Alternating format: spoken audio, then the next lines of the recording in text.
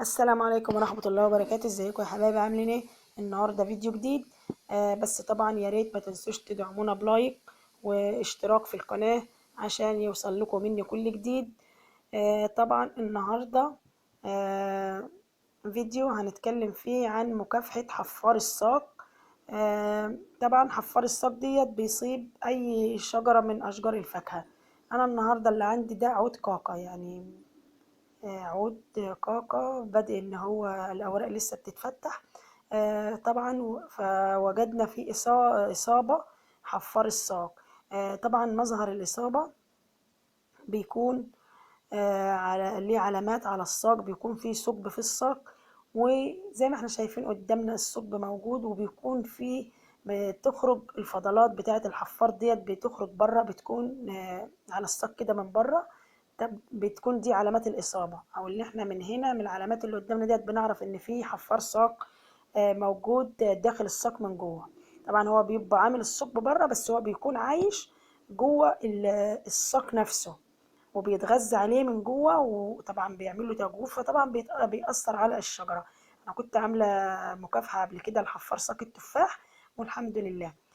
طبعا في كذا طريقة، يعني مكافحة بالمبيدات، اللي احنا بنجيب سرنجة وبنملاها مبيد حشري سام وبنحقنه في الثقب ديت.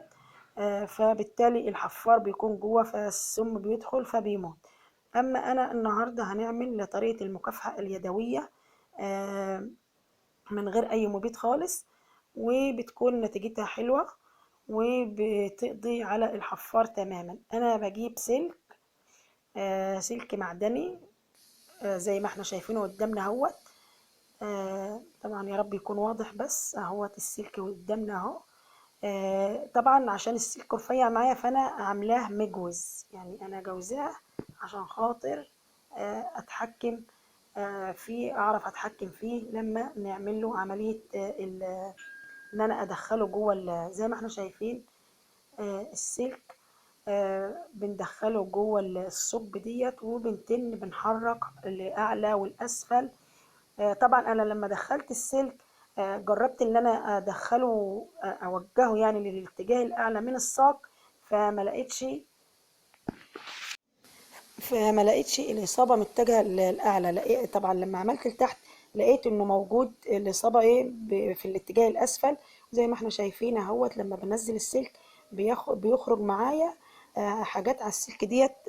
الحفار نفسه انا موتته فبيطلع معايا على السلك. ويا رب يكون الفيديو عجبكم وتكونوا استفدتم، والسلام عليكم ورحمه الله وبركاته.